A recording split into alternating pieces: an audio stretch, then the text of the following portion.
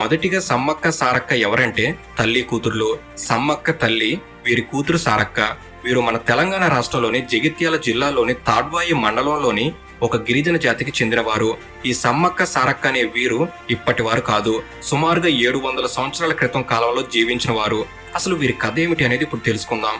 పూర్వం అనగా కాకతీయ రాజులు ఈ ప్రాంతాన్ని పరిపాలిస్తున్న సమయంలో ఈ జగిత్యాల మండల ప్రాంతంలో గిరిజనులు ఒక సమూహంగా కలిసి జీవించారు. ఈ గిరిజన ప్రజలందరికీ లీడర్గా అనగా దొరగా వీరి గిరిజనుల్లో ఒకరైన మేడరాజు ఉండేవారు.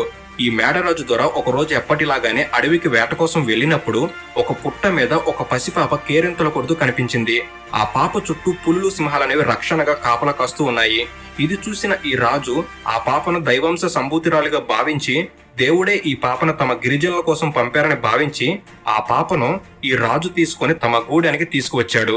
ఆ పాపకు సమ్మక్క అనే పేరును పెట్టి మేడరాజు దొర కుటుంబమే సొంత తల్లిదండ్రులుగా మారి తనను పెంచుకున్నారు. ఎప్పుడైతే సమ్మక్కను వీరి ప్రాంతంలోనికి తెచ్చుకున్నారో అప్పటి నుంచి వారి ప్రాంతంలో కరువులు కానీ సమస్యలు కానీ తగ్గిపోయాయి. అంతేకాదు సమ్మక్క చేత్తో ఆకుపసరిస్తే ఎలాంటి రోగమైనా ఇట్టి నయమైపోయేది.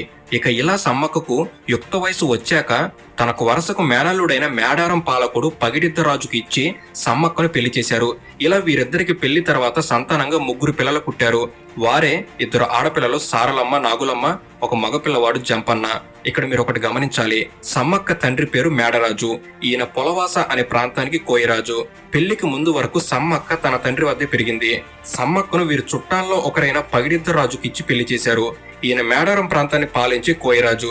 పెళ్లి అనంతరం నుంచి సమ్మక్క ఇక్కడే మేడారంలో జీవిస్తుంది.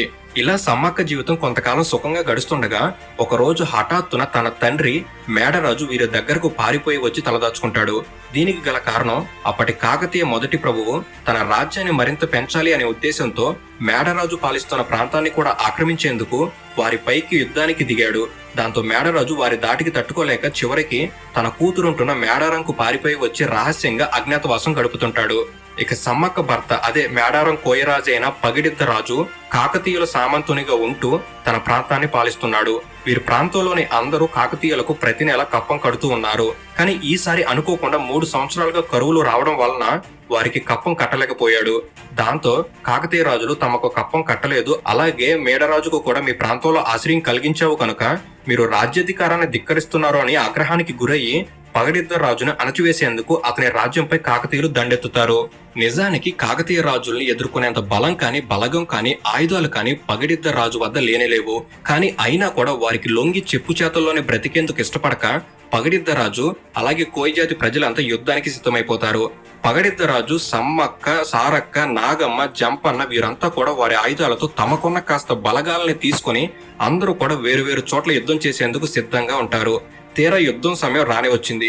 అవతలి వైపు కాకతీయుల సైన్యం వేల సంఖ్యలో ఉండి వారంతా బలమైన ఆయుధాలతో, గుర్రాలతో, ఏనుగులతో వస్తుండగా యువతుల వైపు మాత్రం ఈ మేడారం కోయ ప్రజలంతా 100ల సంఖ్యలోనే ఉండి కేవలం బాణాలు, మొండి కత్తులతో యుద్ధానికి దిగారు. ఈ యుద్ధంలో వీరు ప్రాణాలను కోల్పోతామని తెలిసినా కూడా కోయ ప్రజలంతా ఏమాత్రం వెనుకాడకుండా వారితో భీకరంగా యుద్ధం చేస్తారు. కానీ వేల సంఖ్యలో ఉన్న కాకతీయుల సైన్యం దాటికి వీరు ఎదుర్కోలేక ఎందరో కోయ ప్రజలు ప్రాణాలను విడుస్తారు. మరికొంత సమయం గడిచేసరికి ఈ మేడారం రాజైన పగిడిద్ద రాజు అలాగే సారలమ్మ, నాగులమ్మ వీరంతా కూడా యుద్ధంలో చనిపోయారు.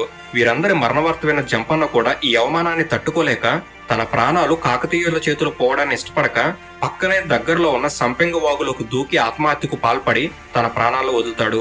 ఇలా అప్పటి నుండి నేటికి ఈ సంపెంగ వాగుని జంపన్న వాగుగా పిలవడం ప్రారంభమైంది. తమ కుటుంబంలోని వారంతా చనిపోయారని తెలుసుకున్న సమ్మక్క ఏమాత్రం వెనుదిరగక తన శక్తి మేర ఒక కాళీమాతలు విజృంభించి శత్రువులను చీల్చి చెండాడుతుంది. ఇలా సైన్యంతో యుద్ధం చేస్తుండగా వెనక నుంచి ఒక సైనికుడు దొంగచాటును వచ్చి సమ్మక్కను వెన్నుపోటు పొడుస్తాడు. దాంతో సమ్మక్క ఒక్కసారిగా కుప్పకూలిపోతుంది. అలా రక్తం కారుతుండగానే ఆమె దగ్గరలో ఉన్న చిలుకల గుట్ట వైపు వెళ్లిపోతుంది. గాయాల పాలైన సమ్మక్కను వెతుక్కుంటూ గూడెం వాసులు ఆ అడవిలోకి వెళ్ళగా ఒక గుట్టపై ఉన్న నెమలినార చెట్టు కింద ఉన్న పుట్ట దగ్గర కుంకుమ భరిణి కనిపిస్తుంది. ఆశ్చర్యపరిచే విషయం ఏమిటంటే ఇదే గుట్టపై ఇదే స్థానంలో సమ్మక్క పుట్టింది. నేడు అదే స్థానంలో తను ఒక కుంకుమ భరిణిలాగా మారి అదృశ్యమైపోయింది. ఇంతలో అక్కడికి వచ్చిన గిరిజన ప్రజలకు ఆకాశం నుంచి కొన్ని మాటలు వినిపించాయి.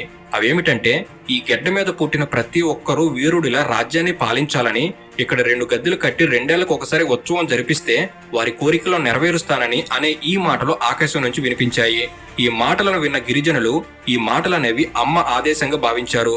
ఈ విషయాన్ని తెలుసుకున్న కాకతీయ రాజైన ప్రతాపరుద్రుడు కూడా ఇక సమ్మక్క భక్తునిగా మారిపోయి గిరిజనుల కప్పాన్ని రద్దు చేసి, ఎక్కడైతే సమ్మక్క ఒక కుంకుమ భరిణిగా మారిపోయిందో అదే చోట 2 గద్దెలను కట్టించి 2 ఏళ్లకు ఒకసారి ఆ ప్రాంతంలో ఉత్సవాలను అనగా జాతరను నిర్వహించడం ప్రారంభించాడు. అలా ఈ సమ్మక్క సారక్క జాతర అనేది మేడారంలో ప్రారంభమై నేటికి రావడం జరిగింది.